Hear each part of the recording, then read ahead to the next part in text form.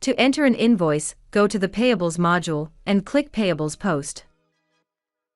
The effective date is the date that the information in this journal will be entered for your invoices. The journal number will be automatically entered by Pro Fund Accounting. Enter your effective date and click OK. The next window that shows is asking you to enter the vendor, invoice date, and optional invoice number for the invoice you are entering. On this screen, you can select a vendor by code or by name by clicking the appropriate select option. There are two buttons to the right. The first one will show this vendor's vendor maintenance information. The second one will show a report that has all the transactions made to this vendor. Next, enter the invoice date. This invoice date is the date that is printed at the top of the invoice. You should not confuse this date with the effective date of the journal. Entering the proper invoice date is important, as this is the date that Pro Fund Accounting uses to determine any purchase discounts.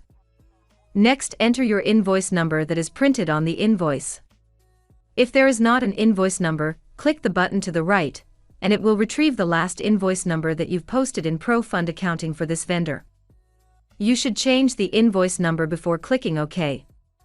This is important because the invoice number is used to determine if there is a duplicate invoice entered. Click OK, and a window will show, asking for the total amount of the invoice. Enter the amount. Depending on system options, you may need to enter the purchase order number. Next, enter the description for this invoice.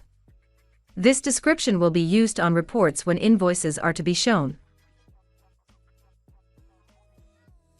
Optionally, enter in the memo field any pertinent information about this invoice that you wish to retain.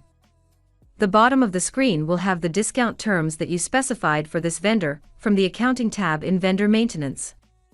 You can modify these terms or specify new terms for the invoice by changing either the percent or amount. Once you have this part filled out, click the Distribution tab or the Distribution button next to the description. Click on the New button and enter the account number, quantity if needed, the amount, and a description for this individual distribution. This description will be shown in the reports when looking at a detail of invoices for a specific vendor. Pro Fund Accounting allows you to enter invoices that have to be split between multiple account numbers, even if those account numbers are also in separate funds. Pro Fund Accounting will put the fund accounting offsets for each of the funds that may be specified in the distributions. You will notice as you enter additional distributions, the amount field will automatically show the current balance due from the invoice amount. The button next to the amount will always put the remainder of the invoice in the amount field. You can enter multiple invoices in the same journal by clicking the New and repeating the process. When you are finished, click Commit and enter a journal description.